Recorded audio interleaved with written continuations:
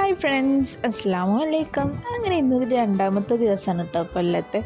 നമ്മൾ ഇന്ന് പ്രത്യേകിച്ച് പരിപാടിയൊന്നുമില്ല. രാവിലെ നമ്മളൊന്ന് കറങ്ങാൻ വേണ്ടിയിട്ട് ഇറങ്ങുകയാണ്. ഇനി വൈകുന്നേരം നമുക്ക് റീഫണ്ട് സമ്മാനം വാങ്ങാൻ വേണ്ടിയിട്ട് പോകാനുണ്ട്. അപ്പോൾ രാവിലെ നമ്മൾ നീറ്റ് കുളിച്ച് ഫ്രഷായി ഭക്ഷണം കഴിക്കാൻ പോവാണ് ഫസ്റ്റ് ടൈം.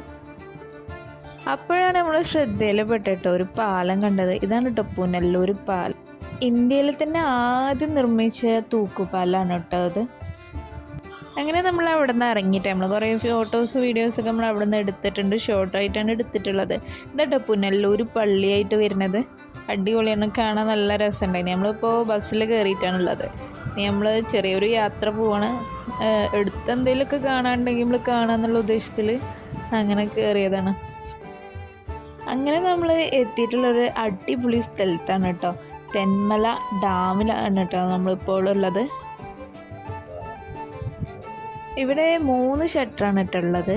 വെള്ളം നിറയുമ്പോഴാണ് ഷട്ടർ തുറന്ന് വിടാറ് കേട്ടോ.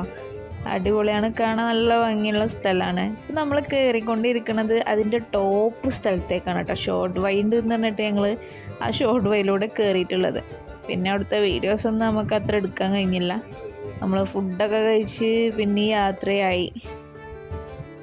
ഡാമിൻ്റെ ഫോട്ടോസൊക്കെ വീഡിയോസൊക്കെ ഞാൻ ഷോർട്ടായിട്ട് ഇടാം കേട്ടോ.